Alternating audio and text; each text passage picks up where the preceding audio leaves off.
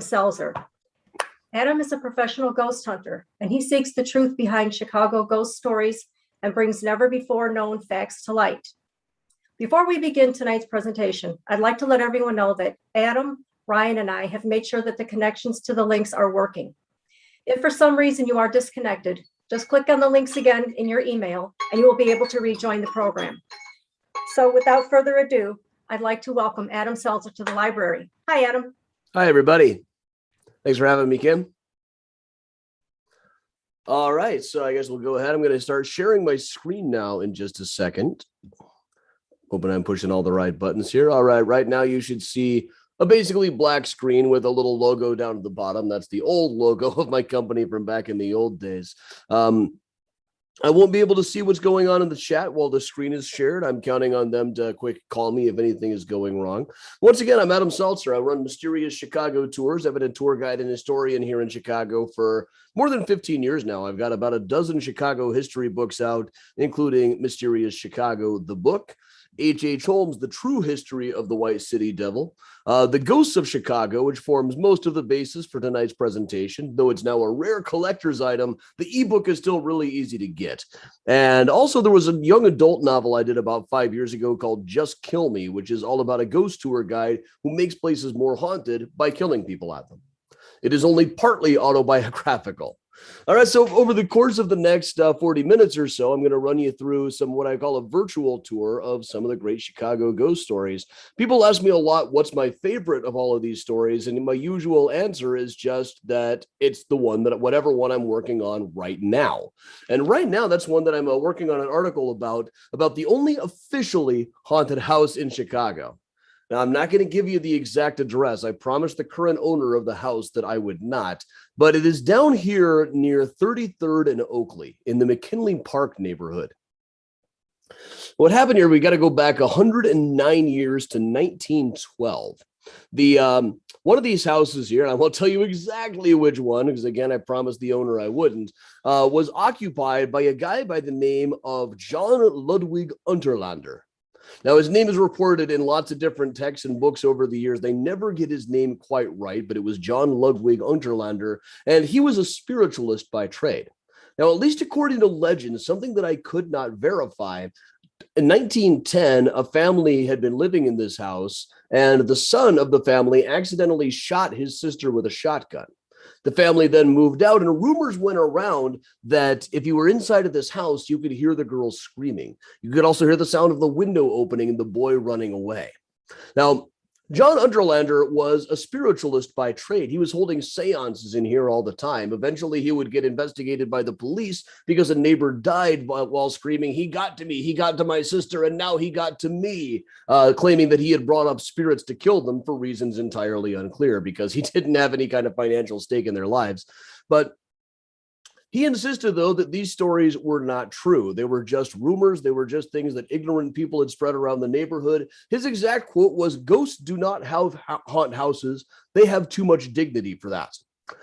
But in 1912, he was using this house as a rental property, not actually living there himself, but he was having a really hard time renting it out because as soon as people moved in, they would start hearing all of these stories from around the neighborhood. And then they would start hearing the sound of the wind blowing through the window and thinking that they were hearing the young girl's screams. One guy even said, "I know that I shut that window last night, but then it was open when I got up in the morning." So he nailed the window shut.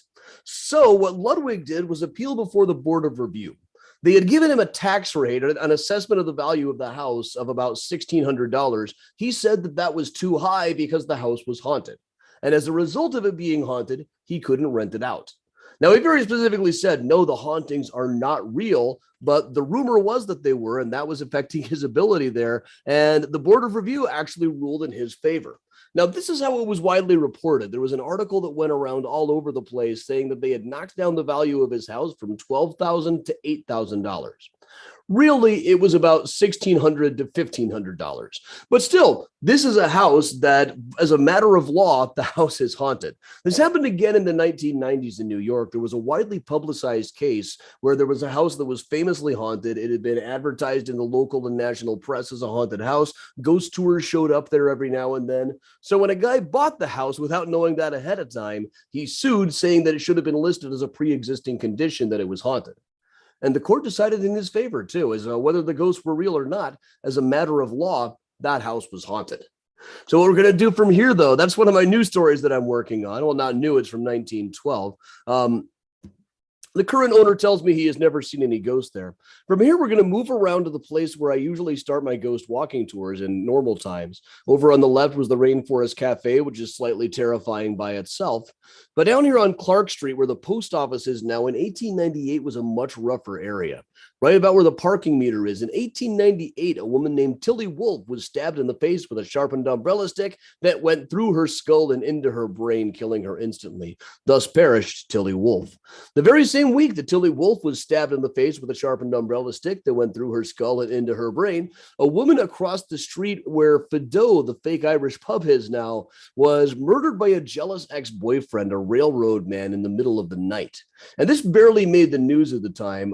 Clark and Grand in those days was so famously rough that, the murder with the umbrella stick made the news. The murder across the street I only even know about because several employees asked me if I could figure out who the ghost might be. About half of the employees there had seen a woman in a white nightgown on the stairs going up to the second floor.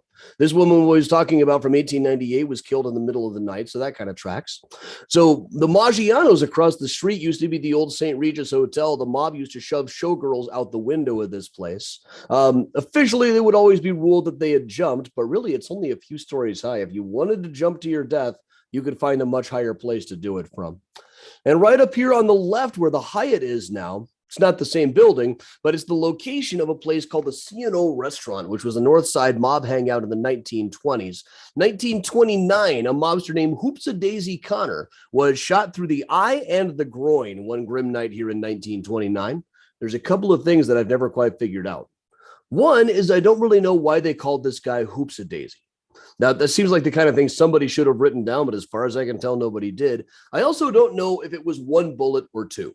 I can kind of imagine like the path of the magic bullet that went through both the eye and the groin.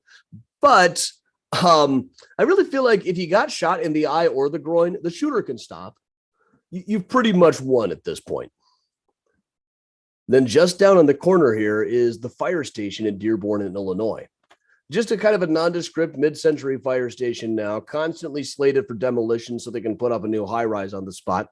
But it stands on the site where the old jail was up until the late 1920s. On the other side of it to the right is the old criminal court building. This was mainly a jail for people who were awaiting trial.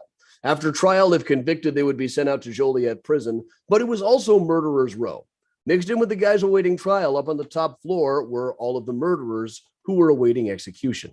Now, on the occasion that there was going to be a hanging, which we did in Chicago until 1927, the gallows would be set up right about where the garage that says Truck 3 is now. Now, even when the jail was still standing, there were lots of stories about this place being haunted, really just a lot of them. It made the newspapers all the time. There were stories about prisoners saying that they could hear the gallows being erected in the middle of the night almost every night. But they were only actually set up when there was a hanging. They normally kept them as a pile of boards hidden under a stairs someplace. One particular one that we still hear about now and then, I've actually heard at least secondhand that there are some firefighters who don't like spending a night in this place because they say that they can hear a guy singing. Based on what he is singing, it is thought to be the ghost of a guy by the name of Carl Wanderer, which may be the best name ever for a ghost, Carl Wanderer.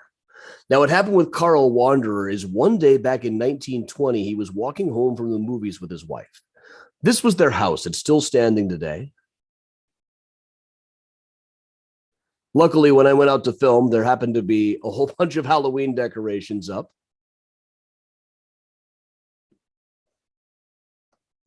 But he was walking home from the movies with his wife. His wife didn't know that the day before he had gone down to Madison Street, Madison and Halstead, found some drifter and said, "Hey, buddy, you got to help me out. See, I'm in the doghouse with my wife. She's about to have a baby, And she doesn't think I'm good enough to be a dad. So here's what I'm thinking.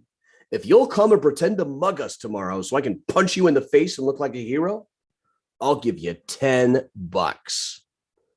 So the drifter agreed to the deal. Wanderer loaned the guy a pistol so it might all look a little bit more authentic. Next day, he and his wife were walking home to this place. The drifter jumped out onto the stoop from the vestibule here, pulled out the gun Wanderer loaned him and said, all right, give me all your bucks, man. So Wanderer calmly pulled out another gun of his own, shot the drifter to death, then turned to the side and shot his pregnant wife to death too.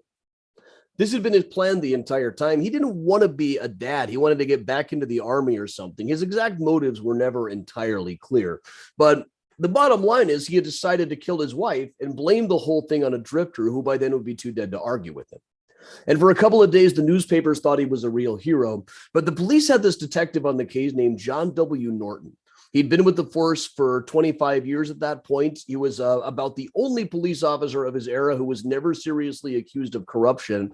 And accounts of him kind of make it sound like he was Columbo or something. It was a very similar thing. He talked to Wanderer, said, "Now, Wanderer, I really want you to know we feel terrible about what happened. So we're just going to take your statement, get everything written down, and everything's going to be just fine. We're so sorry about what happened to your wife." Took the statement and said, "All right, we're so sorry once again. Now, there's just one more thing that I don't understand." And he asked him, "So don't you think it's weird, Wanderer, that you and the drifter had the same model of pistol and they were just one serial number off from each other?" At that point, Wanderer got really flustered and said, "Well, gee, I don't know what I was saying. The drifter didn't have a gun. I had two guns. I pulled both of them out. He took one away from me. That's what happened." I said, "Oh, I understand that, Wanderer. So you just got to tell me one more thing. Why did you take two guns to the movies with you?" And by, he did break down and confess the whole thing. He was a little unclear about why he had wanted to kill his wife. There's a lot of different theories that drift around. I've been through all of the guy's paperwork without getting any closer to it. But by, he was sentenced to be hanged. Now, when they brought you out to be hanged in those days, right about here where truck number 3 is, they would expect you to put on a good show. A really good hangman could get a guy from in the cell to dead at the end of the rope in 30 seconds or less with no real ceremony. It's generally regarded as the best way to do it. But we still had this bit of a Wild West mentality here. They weren't doing public executions anymore. That went out in the 1850s. But they did expect you to put on a good show for the reporters and the jail employees who were there. And there was even occasions that when you bring in a whole bunch of the extra prisoners. So they expected you to go out there on the scaffold to be hanged and make a little speech. You were supposed to talk about how sorry you were, maybe something about how nice the warden was, something about Jesus if you were so inclined. But Wanderer wouldn't do any of that stuff. When they brought this guy out to be hanged, as near as I can tell, he decided to torture everybody a bit. So rather than making a speech like most people did, he made them all sit there and listen while he sang one of those depressing, droning parlor songs from the 1920s. And went like, "If you hear my prayer, away up the old path," that kind of crap. I don't hate you guys nearly enough to sing the entire song. At least I don't think I do. I can't see any of you when I'm sharing the screen. Anyway, those were his last words, and that's the ghost. People have said that on cold Friday mornings, Friday was Hangman's Day, you can hear Carl Wanderer out there singing that song. And I'm inclined to believe him if for no other reason than the fact that if they hadn't actually heard it, I have no idea how they would know how that song went. It was a big hit in 1920. It's kind of fallen off of the charts since then, unless you're really into competition barbershop. If you ever want to kill a wild afternoon, go on Google, type in competition barbershop, just read all of the message boards. Clicks and drama like you wouldn't believe. Not unlike ghost hunting in that way, because I don't know if you guys know this, but there are some really strange people in the ghost hunting field. I know, the hell you say. If you ever want to meet any of them, just wander down this path in Midlothian out in the south suburbs. This is the path to Bachelor's Grove Cemetery. And I've told people occasionally, there's a lot of stories about Bachelor's Grove, but you don't even need to see ghosts in this place. The people that you meet here are strange enough. And I never done a full tour based on it, despite demand for it, just because there's a lot of drama about the place. People get very territorial. You meet some strange people. One time went out here, there was a guy walking around with a little gadget he'd invented with a Christmas light on it. He said, if I hold this over the grave and the light comes on, that means the person buried there was evil. And like 60% of them were coming up evil too. I kind of wanted to get down on the ground and be like, "Oh, do me, do me." But if I didn't come out evil, I would have been horribly disappointed. But this is a path you have to walk through. It's off of like 142nd Cicero. You have to wander over a fence and down this path to this little semi-abandoned cemetery. I say abandoned because there hasn't really been a burial there in a very long time, only a couple of them in the latter half of the 20th century. And for years, it was the subject of a lot of neglect.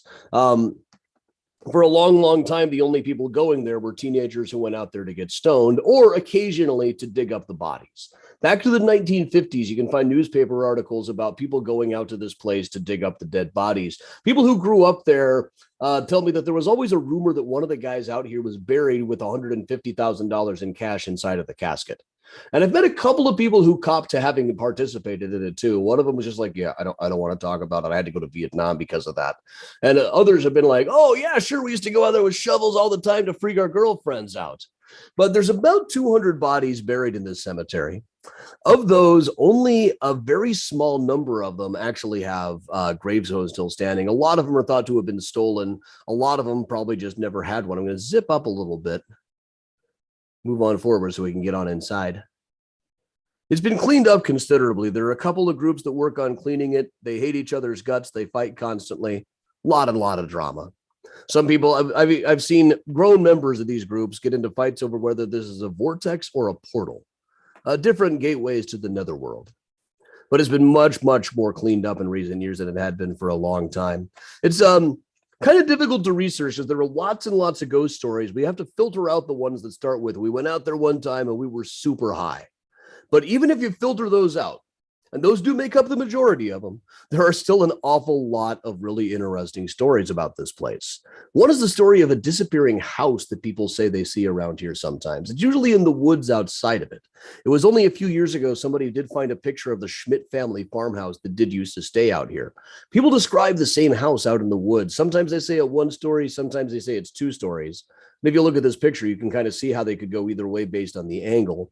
But they say that as they walk closer and closer to it, it seems to get further and further away.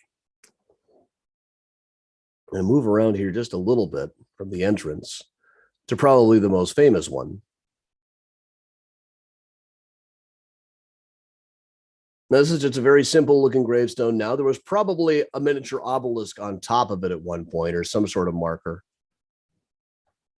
This is probably just the base. Certainly, it doesn't have any name on it, which makes it a little bit tricky.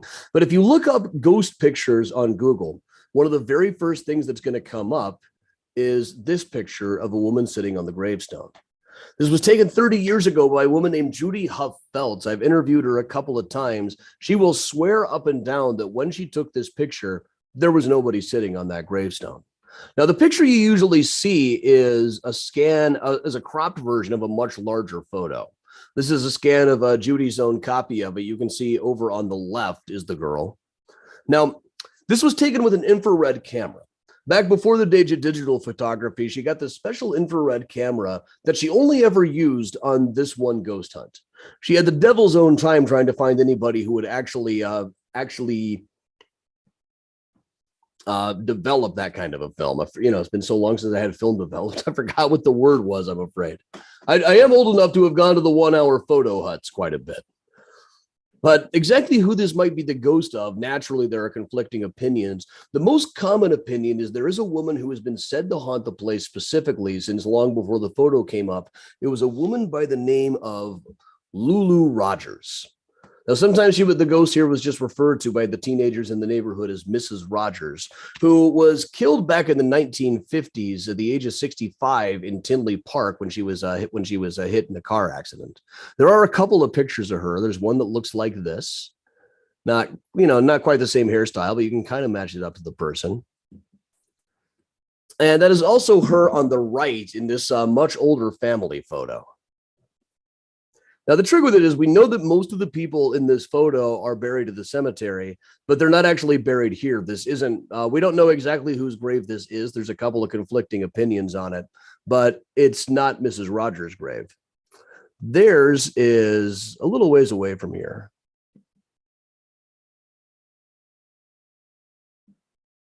I think it's from back over here, trying to figure out which of my, no, I was right the first time.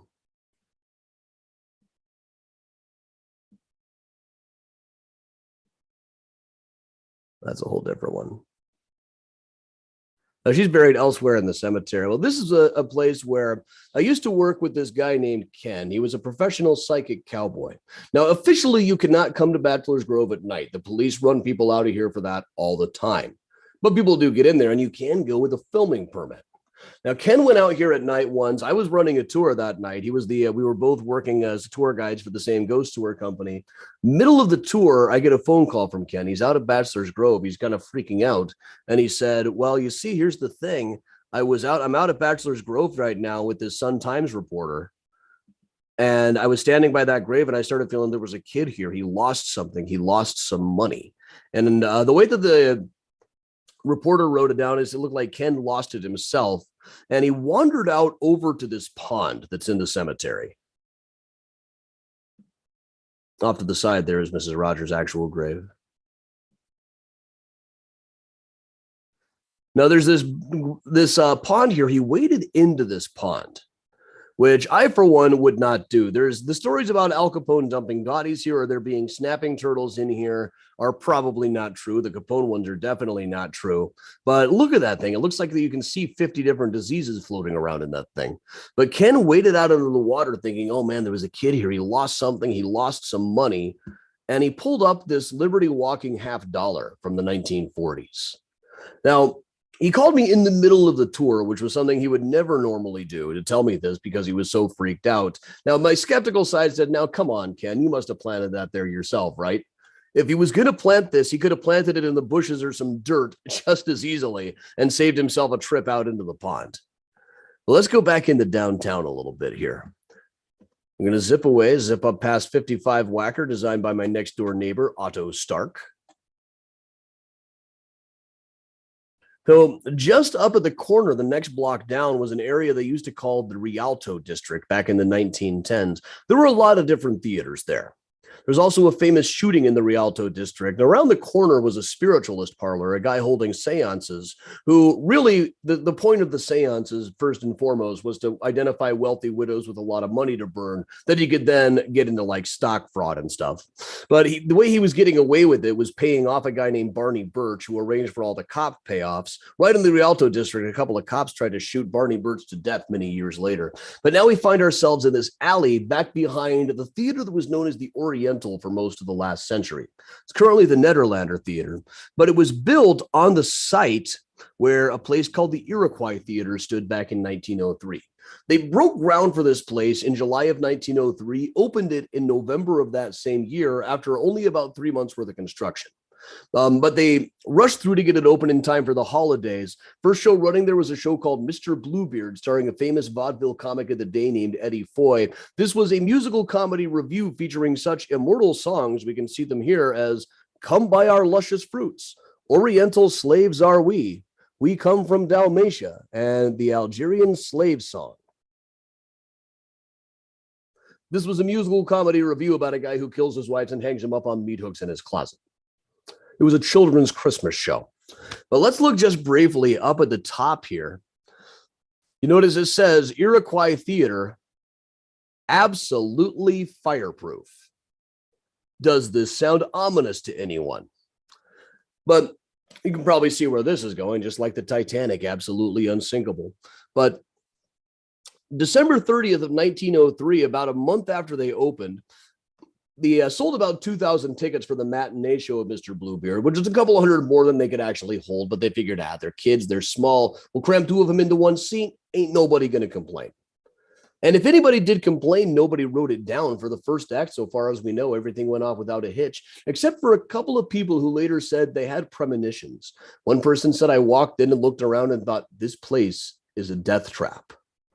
About midway through Act 2, Eddie Foy noticed that the orchestra had stopped playing.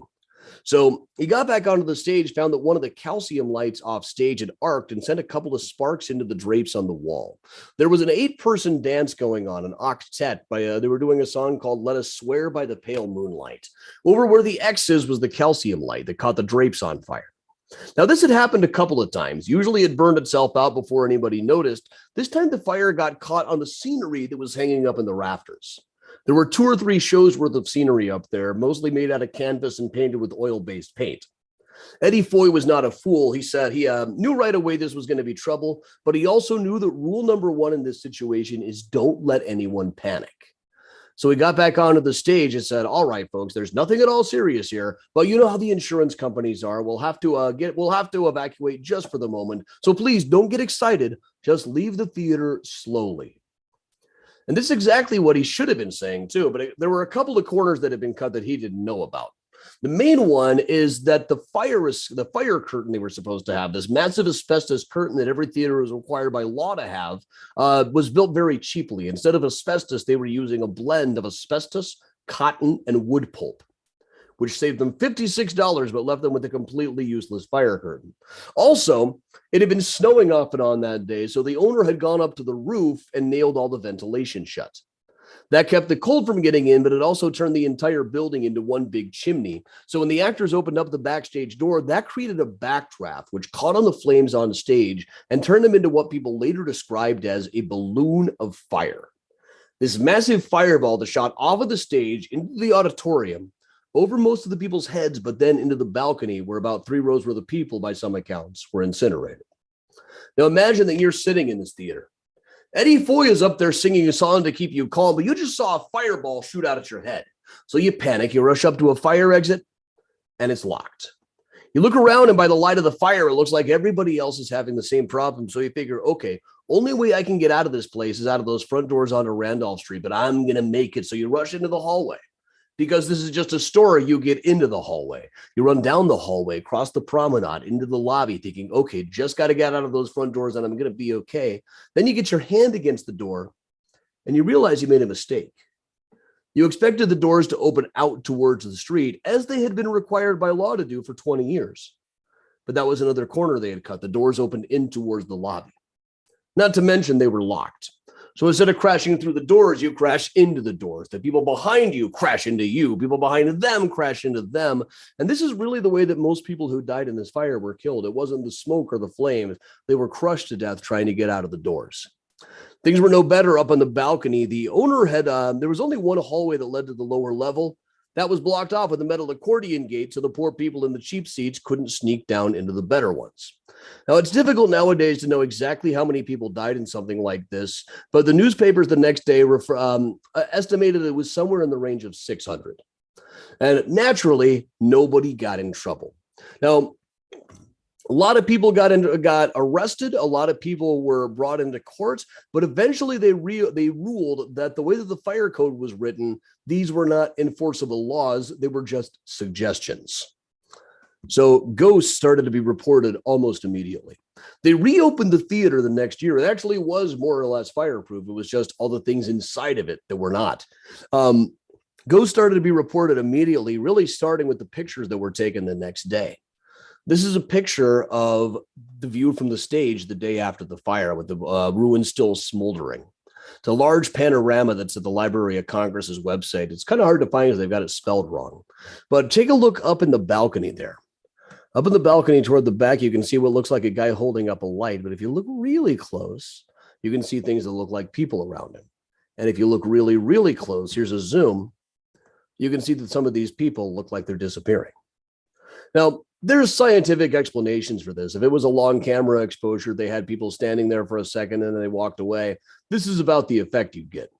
The difference is some of these people are not dressed like the kind of people they would have been letting into this place at the time. The guy on the far right, maybe. The woman with the large thing on her head there, I very much doubt they would have been letting her into this place at the time. So even if there's an explanation, this kind of picture freaked people out and started getting the people to talking.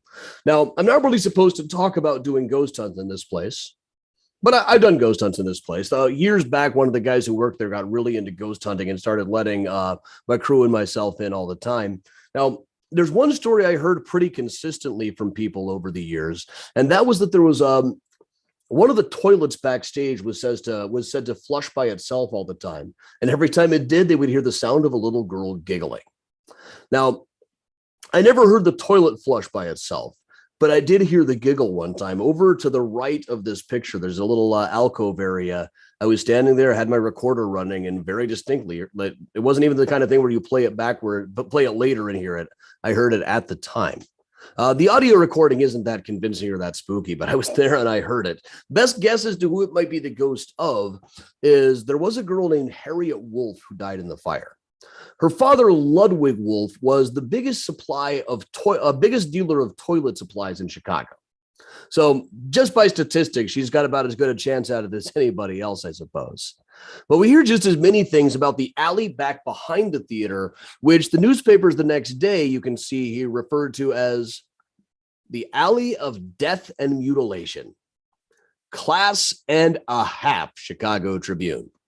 Now, there were fire escapes here, but the fire escapes were basically useless. They were only built to hold a couple of people at a time. So as people charged out of it, because there wasn't a stairway that wasn't blocked off, many of them ended up dropping down into the alley below, where by some cases, the pile of bodies got to be about 6 feet high. Now, Northwestern University was across the street in the old Tremont House Hotel building. They were able to extend ladders across the alley from one of their windows to the fire escapes. But, these windows were iced over. The ladders were kind of rickety. You get 5 or 6 of people on those at once. There's just really no way to hold them steady. There were a few stories about people getting out of the theater and into the alley just in time to have somebody fall off of the ladder and on top of them. So sometimes when it's your time to go, it's really just your time to go. Now, the most commonly reported ghost out here is a silhouette, a shadow that appeared on the garages. I haven't heard of it appearing for a while. They've got the garages all repainted in darker colors and murals now. But there used to be stories about a woman wearing a tutu, thought to be the ghost of a woman named Nelly Reed. She is one of only 3 performers who actually died in the fire. It's sometimes said that she was on her trapeze when the fireball shot through. Really, she was up in the rafters. There was an elevator that could have taken her down, but she was afraid of elevators, so she tried for the stairs and ended up suffocating. Kind of a phobia that didn't really pay off.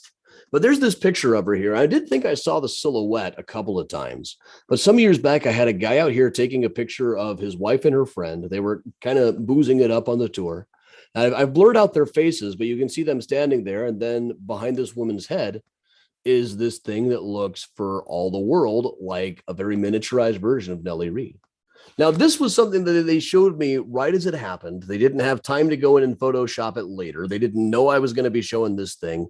Frankly, the guy did not strike me as the kind who had the technical know-how to do these sort of things. This was a regular digital camera, too. It was back before smartphone cameras and apps got to be more common.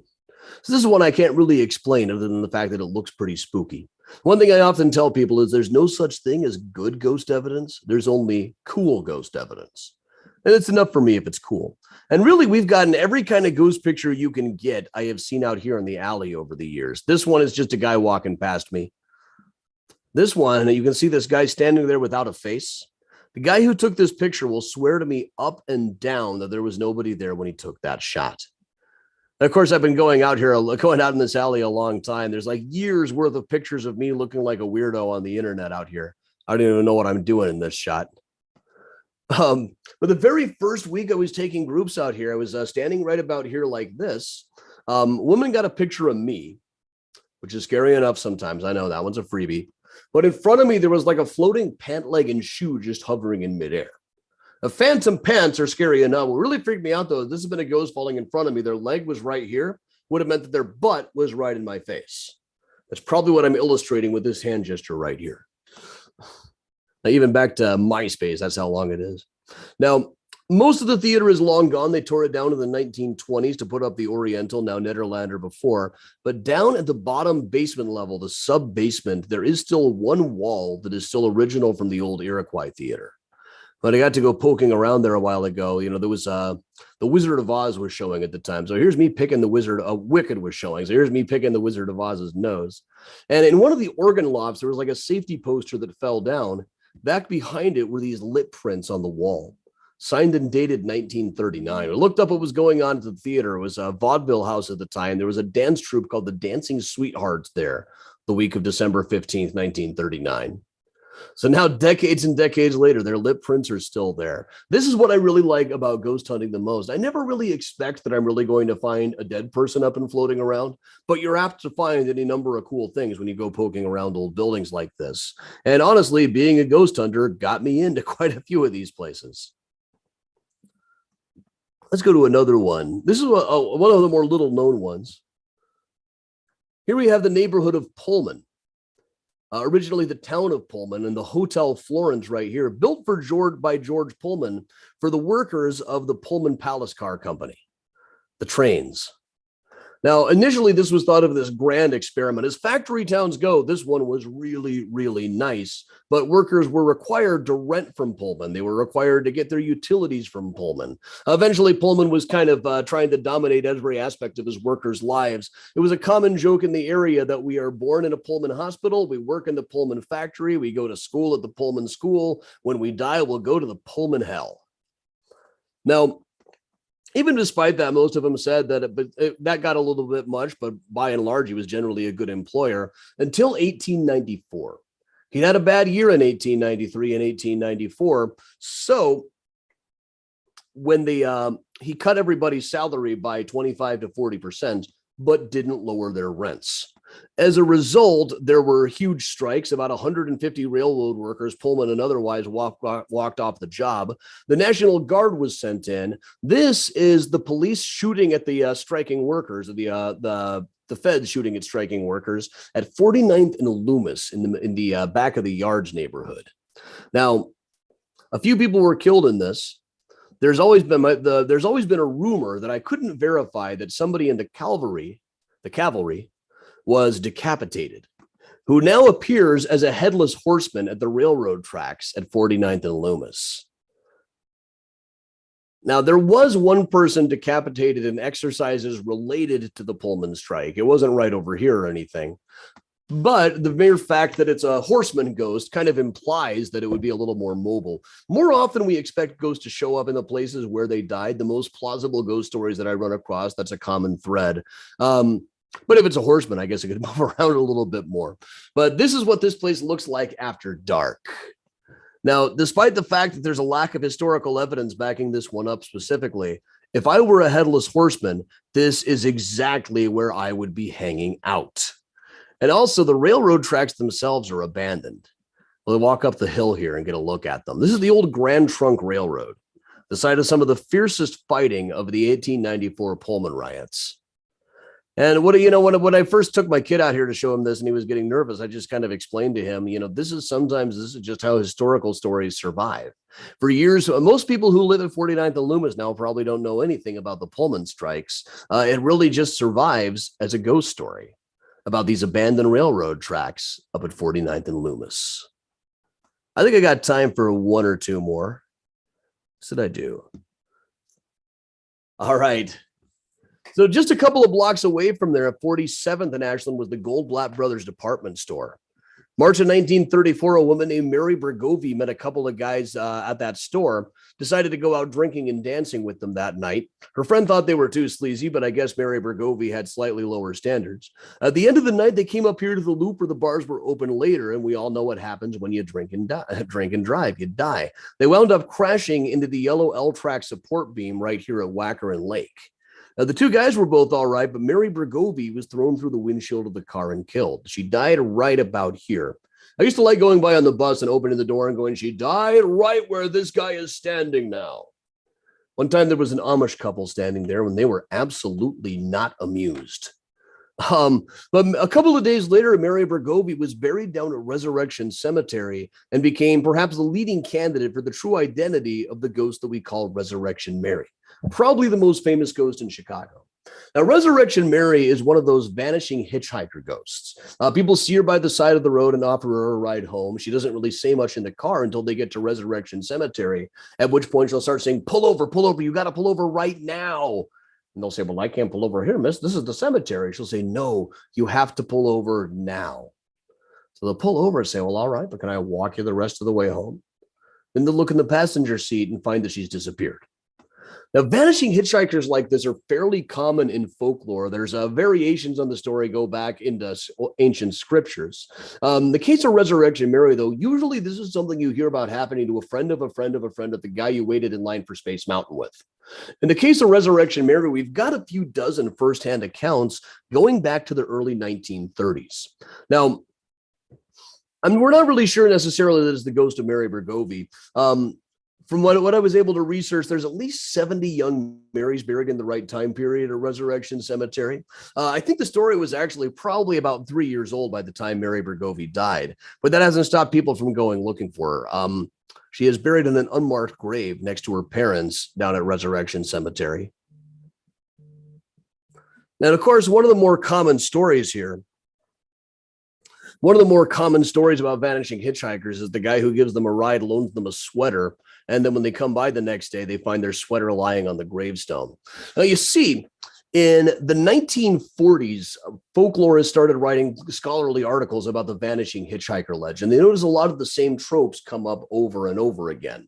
It's usually they meet the girl at a dance hall. They offer her a ride home. She disappears by the cemetery, but they go to her house and say, I wanted to make sure the woman I was giving a ride home to got home okay. And the old woman at the door says, that can't have been my daughter. She died 3 years ago tonight. But the guy looks at the piano and there's a picture of the girl who was just in her car. The next day, his outerwear is on her grave. Now, usually when people tell the story of Resurrection Mary, they include most of those things. One of the main reasons that Mary Bergovie became a popular candidate for who it's the ghost of is really just the fact that she was at a dance hall that night.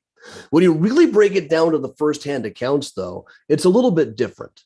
For one thing, I've never found one that actually says her name was Mary. It could we just been calling her Resurrection Mary because it's got a better ring to it than Resurrection Gladys. But also, usually things like the dance hall, things like going to the house, things like going to the cemetery later are not really present in the Resurrection Mary sightings. Usually it's much more simple. It's just one example. One of the few people I talked to who saw her himself said, I was driving home and I saw this girl crying by the side of the road and I thought it was a girl from my high school. So I pulled over and said, hey, you need a ride? When she looked up, I realized it wasn't the girl I thought it was, but I couldn't drive away then. So she got in the car and just kind of pointed down Archer Avenue. I just started driving, and about a block later, we were going by the cemetery. I looked to the side and she just wasn't there anymore. It's usually a lot more simple than that. That's one of the things that makes it kind of compelling. There's also an interesting story about the gates. Now, years ago, the gates got all bent out of shape. And there were stories that a guy had driven by and seen a girl standing there shaking the gates. I unfortunately didn't get good enough data here, but I did have a woman come up to me at a book signing one time and said, oh yeah, my dad was the one who bent up those gates. It was a construction accident, that's all. And that's often what these things turn out to be. Well, once again, we're not really sure who the Resurrection Mary is the ghost of. Other people have pointed to a woman named Anna Norcus, who was only 12 years old when she was killed in a car wreck. There was also a time a woman called up a company I was working for and said, you got to talk to my mother. Resurrection Mary was her babysitter. The story was that this woman's babysitter, Mary Miskowski, had died in a horrible car wreck on Halloween night of 1930. Took me a long time to find any more data about it. I finally found out the reason I couldn't find anything in the newspaper archives about that car accident is Mary Miskowski was not killed. She actually married and lived for several decades thereafter. So I kind of wanted to call and say, so, you know, if they told her mom that she was dead, truth is she really didn't want to babysit your mom anymore. Now, at this point, the Resurrection Mary story is so well known and so common that if people say that they've given her a ride now, I'm kind of disinclined to believe them, but up through the 1970s or so, there are just so many stories about it that it's kind of hard to brush off. And I think I am running out of time here, so I am going to stop the screen share, go check the chat, make sure I was still up. All right, so I'm going to move on. I'll just talk some of the stuff from the live stream questions now that I can see them. Some questions from our live stream. How did you get interested and begin researching ghosts and the paranormal? Really just about the same way. It's just the same way that everybody does. It was, I just started watching Scooby-Doo when I was a kid. I wish I had a better story from this. You're always supposed to have your origin story. Like, I never believed in none of this until one day. But really, for me, it was just Scooby-Doo. And one of my friends and I got really into watching In Search of reruns. We had these ideas. We should make movies like this. We should go to small towns, find out what the urban legends are, then like go through the newspaper archives like in Batman and try to find out the real history behind it. This was before there were a million shows like that going on. But one thing kind of led to another, and somehow that became my job. Can I share the scariest thing I've ever encountered? Yeah, there was a night. Let me go back to sharing the screen for a second. I'm not sure I've got this quite properly set up. Scariest thing I've ever encountered. There was this place we used to call the body dump. It was this little abandoned place where H.H. Holmes, the Devil in the White City guy, had a building of some sort that was thought to be a glass bending factory.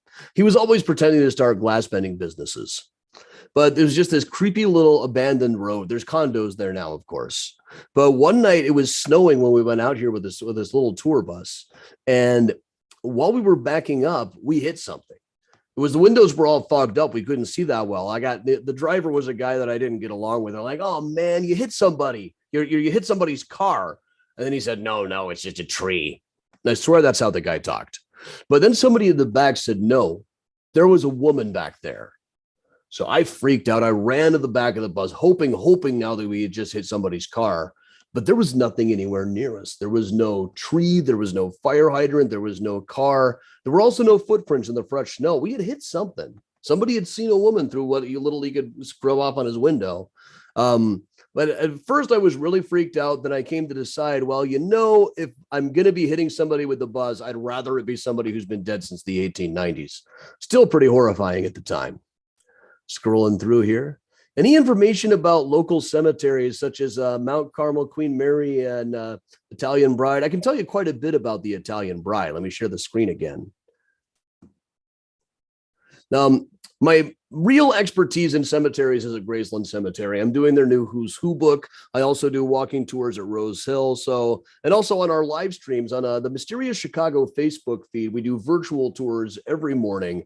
And on Friday mornings, we do a thing called Find a Grave Friday, where I go to a cemetery where I know there's a particular grave, but I don't know what it looks like or where it is. The people in the comments figure it out. We play hot and cold until I find it. So cemetery tours are really what I do more than anything else these days. The Catholic ones aren't always as open with me doing walking tours, but this is a picture from Mount Carmel Cemetery, the opposite end of where Capone is buried in the same cemetery. And there's a statue of a woman named Julia Bacola Petta. Down there's a picture of her. And below that, there's this picture of her in her coffin. And this text around it says this picture was taken 6 years after her death.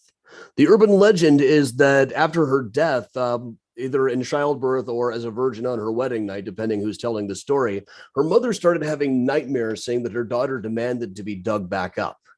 And by, they were able to get permission after 6 years. They dug her up and found that she was still in reasonably good shape. I wouldn't say that she's perfectly preserved personally, if you look down at the arm level. I was able to piece together quite a bit more of her story. For one thing, we know from her death certificate that she did, in fact, die of eclampsia, complications due to childbirth, about 9 months after what we can safely assume was a pretty eventful wedding night. Her house is still standing over in the Ukrainian village, and her mother was a woman named Philomena.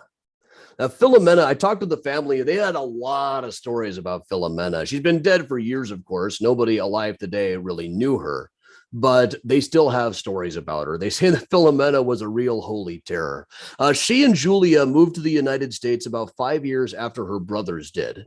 Her brothers became really successful clothing designers in Los Angeles. That was short. They moved there shortly after Julia's death. Philomena moved back and forth between there and Chicago. There she is with a couple of the kids. And it was in LA that she started having the nightmares. She insisted on having the exhumation, which wasn't really a difficult process. And then after finding out that she was in okay shape, persuaded her brothers, or basically strong-armed her brothers, into spending about $10,000 to have this new monument built to her. It was a sore subject in the family, mainly because of the fact that they didn't really want to spend all that money and really kind of never stopped complaining about it. But her ghost is occasionally said to haunt the cemetery, especially on rainy nights. It being right across from the street from the high school, it's a breeding ground for ghost stories.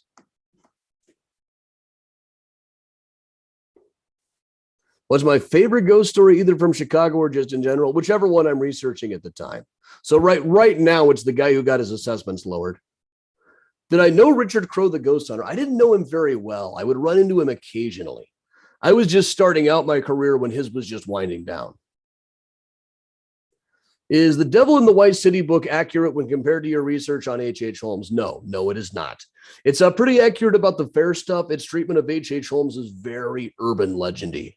Very, very urban legendy. Oh, hey, Keaton. Good to see you out there. I didn't know how many of my regulars would know about this one. I don't always post about the library gigs to the regulars because sometimes the libraries get completely overwhelmed and then the regular patrons can't get on. But all right, if there are any other questions.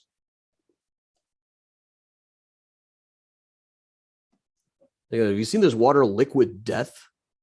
It's just carbonated water, but it's got these lines like, when a group of teenagers set off into the mountains for a weekend of drinking regular water, they became hunted by an aluminum can that was dead set on murdering their thirst and recycling their souls.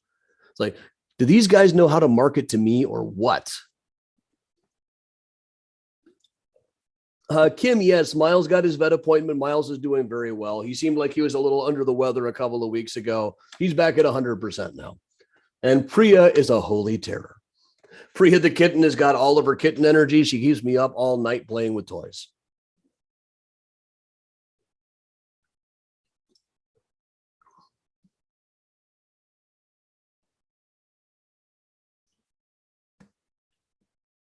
And if you want to see more of this stuff, check out the Mysterious Chicago Facebook page. We do virtual tours every morning and full-length tours every Thursday night. I've got walking tours primarily in cemeteries coming up all through October. Graceland Cemetery at 10 and 1 o'clock this Sunday, and every Sunday all through the month.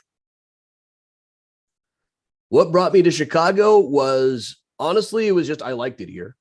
I'd been up here for a couple of concerts over the course of college. I went to college down in Georgia. Didn't really feel like I fit in too well in Georgia, but I loved it in Chicago. So I moved here right after college and got a job with a ghost tour company. I really just kind of stumbled into it, but I had all the background from doing that same sort of stuff with my friends over the years.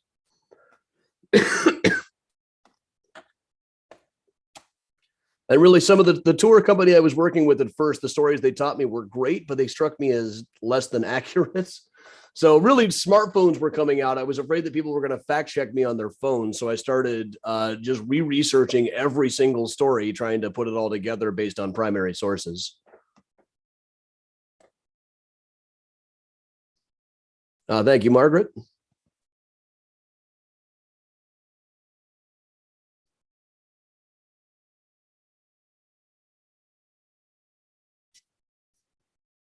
I'll give it a second to see if any other questions pop up while I drink this murder water.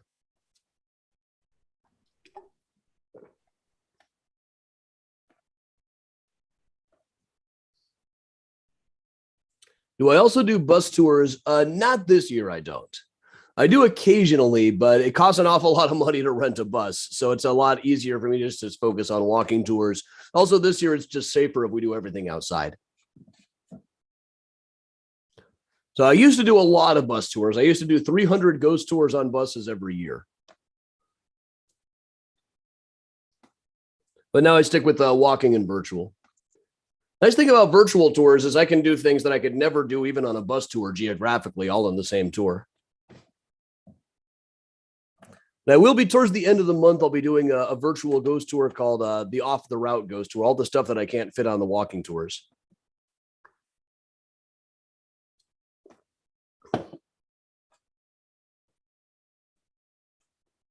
On this past weekend, we did a boat tour too.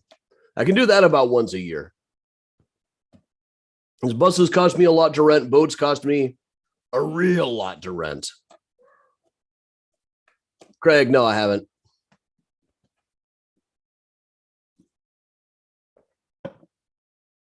But I will say smelling flowers in cemeteries is not necessarily something I would attribute to anything paranormal.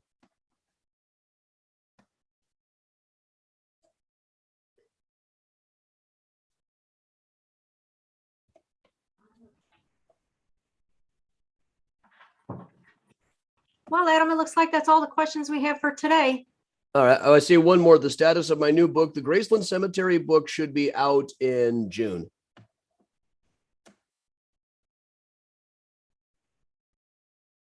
I'm looking forward to that one. Thanks. Okay, well, For Craig, I have smelled the roses at Queen of Heaven Cemetery, and there are no flowers in the area at all. Freaked me out, but really interesting. Well, Adam, I would like to thank you very much for your presentation. I found it very interesting. Thanks for having me. My son has been to Bachelor's Grove, and he hasn't been the same since. Really? Yes. I don't know what happened, but he's just not the same. So if no one else has any further questions, again, thank you, Adam, and I really appreciate this, and stay safe and stay well. All right. Stay spooky. Yeah, take Bye. care.